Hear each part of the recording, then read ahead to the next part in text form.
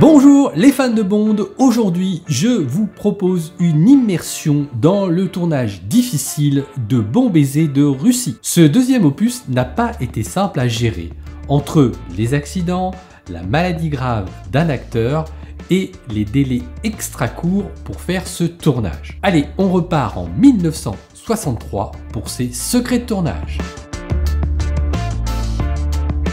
Dr No est un immense succès, il faut donc enchaîner avec un autre film et il faut enchaîner vite. Les producteurs Broccoli et Saltzman souhaitent sortir un film par an. Richard Maybaum revient à l'écriture du scénario. On peut dire que cet homme est l'un des piliers de la saga puisqu'il aura participé à l'écriture de pas moins de 12 films. Pour le choix du livre à adapter, les producteurs n'ont pas cherché trop longtemps, ils ont pris tout simplement l'un des romans préférés du président Kennedy. Rien que ça, Bon Baiser de Russie est donc adapté à l'écran. Le problème de ce livre, c'est l'implication de l'État russe dans le roman. Oui, parce que les méchants du roman de Ian Fleming ne sont autres que l'organisation du Smersh. Le Smersh étant une organisation qui aurait réellement existé, qui était une sorte de service de contre-espionnage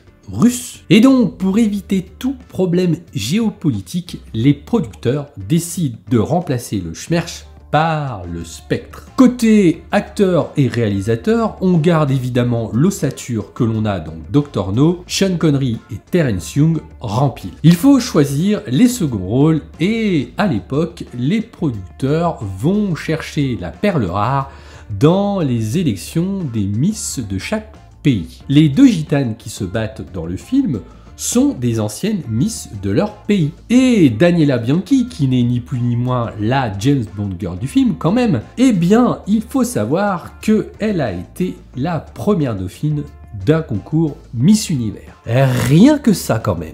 Une petite colle, saviez-vous que Anthony Dawson, que l'on voit dans Dr No jouer le rôle du professeur Dent, a joué dans Bon Baiser de Russie? Vous l'avez manqué dans le film? Je vous rassure, moi aussi, il faut le savoir, en fait, il joue les mains que l'on voit de Blofeld.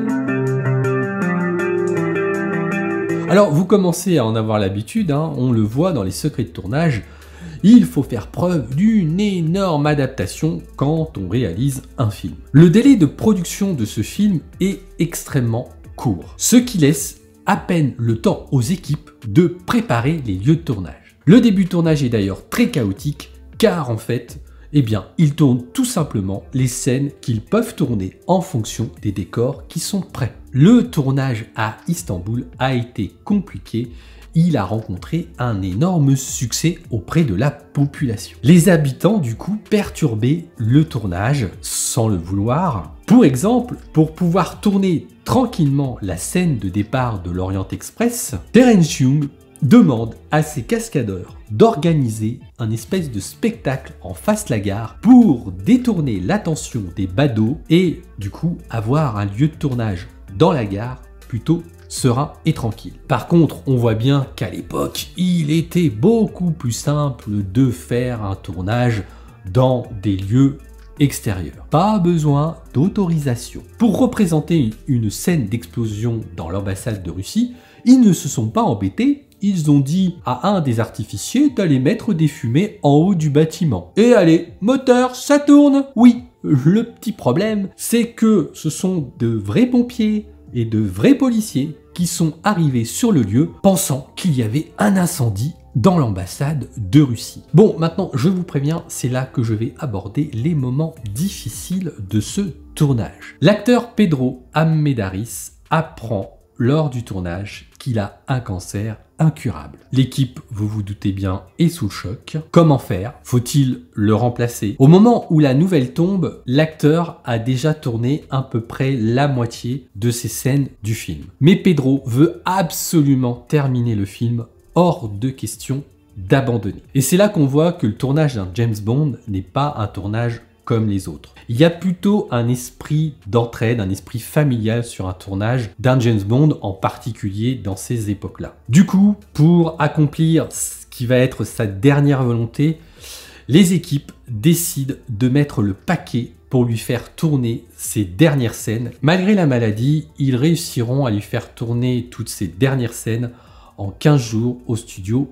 Pinewood, dont la fameuse scène dans le camp gitan qui est totalement tournée en studio. L'acteur ensuite repartit à Los Angeles pour se faire soigner. Il se donnera la mort avant la fin du tournage parce que tout simplement, il voulait décider de la fin de sa vie et non être prolongé avec des traitements médicaux. 25 ans plus tard, un hommage sera rendu à cet acteur puisqu'ils feront tourner tout simplement son fils lors du film Permis de tuer. Et oui, le chef d'État qui apparaît dans ce film n'est ni plus ni moins le fils de Pedro Armendáriz. Il faut aussi savoir que le film a failli se terminer sans son réalisateur. En partant pour des repérages sur un lac en Écosse pour tourner ces scènes-là, Terence Young et un assistant embarquèrent dans un hélicoptère. L'hélicoptère grimpa au décollage d'une quinzaine de mètres avant de se stopper.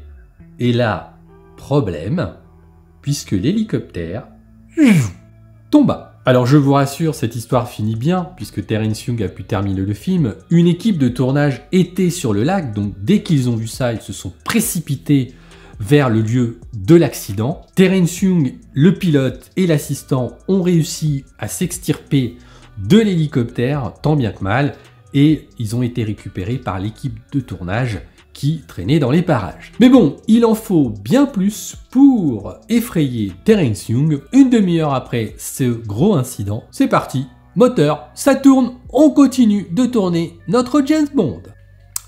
Respect. Quand je vous disais que ce tournage n'a pas été simple, autre fait divers très important, et celui-ci, il concerne ni plus ni moins la James Bond Girl. Un matin, très tôt, vers 5 h, Daniela Bianchi avait des scènes à tourner, elle devait se rendre à son studio, son chauffeur allait l'emmener à Pinewood.